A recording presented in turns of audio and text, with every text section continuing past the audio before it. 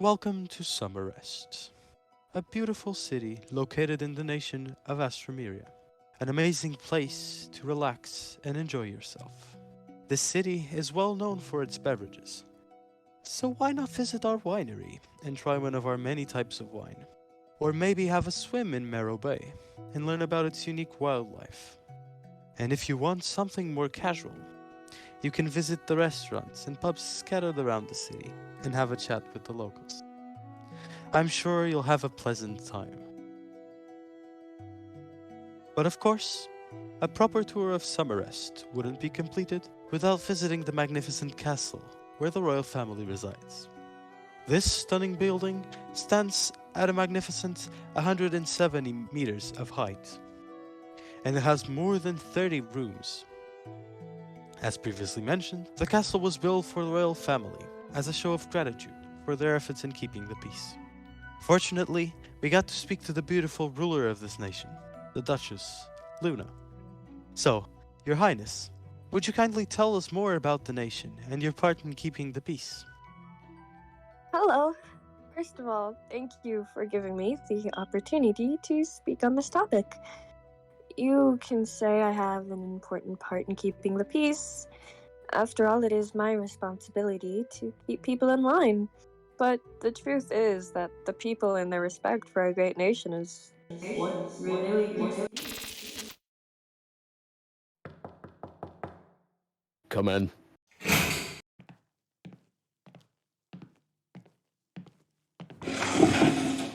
So you may know that we've been receiving many requests for an audience from a patrol guard down in the Undercity. They say they need to discuss sensitive information about the kingdom. I take it was you who made the requests? Yes, sir.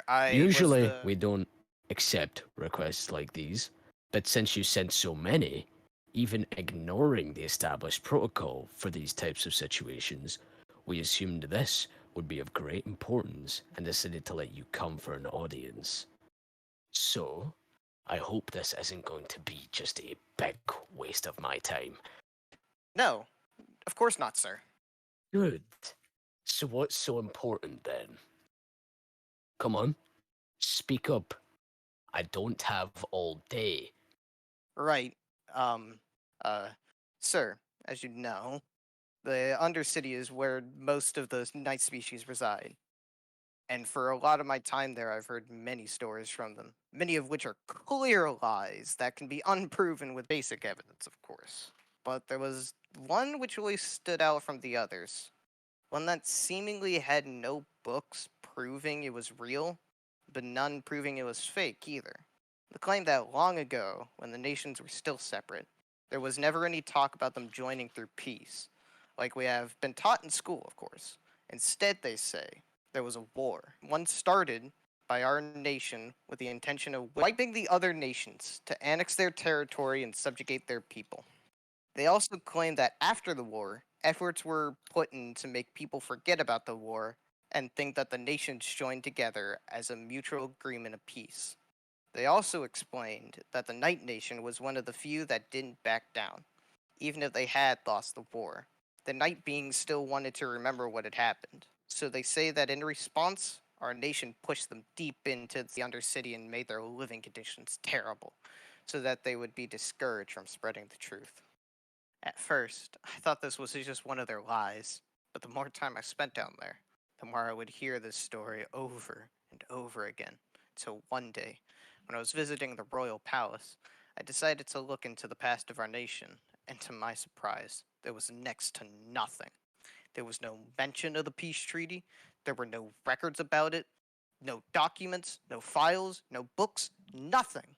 It was like this peace treaty was just some word-of-mouth fairy tale, and as my suspicions grew larger, I just suddenly discovered somewhere in the Undercity some old books detailing the process of their nation's downfall.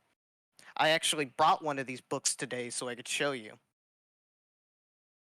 So, you mean to tell me that the reason you made yourself such an annoyance, the reason you violated protocol and filled all my appointment request board, was because of some measly night dweller's folklore? Sir, With all due respect, this is much more than just folklore. If this story is true, this can mean that the very foundation of our nation is based on a lie made to cover up a brutal and cold war. Besides, there's evidence that this might be the truth. I believe this should be addressed immediately. Calm down.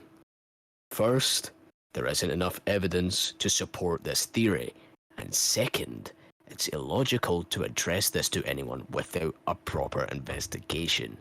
Best I can promise you is that I'll look into it, but that is all. Thank you very much, sir. You're lucky I'm in a good mood today. Now I have work to do, so get going, and while you're at it, call in the guard outside the door. I need to speak with him. Yes, sir. Thank you again, sir.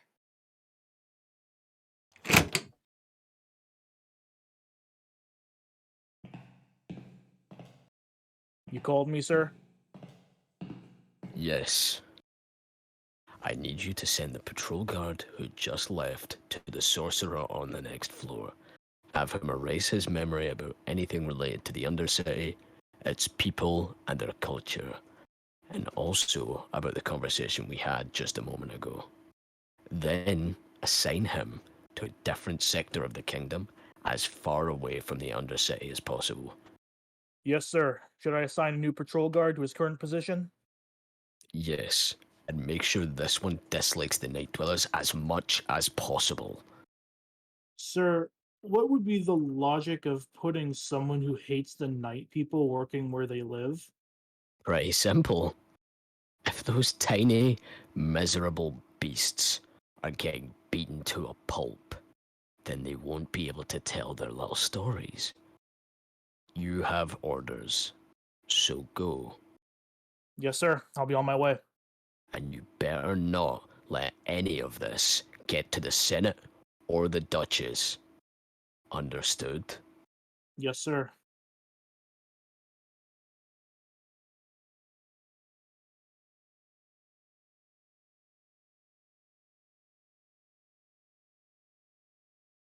Huh.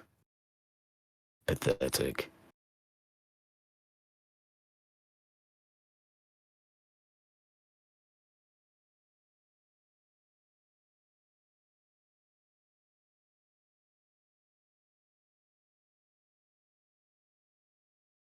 Whack.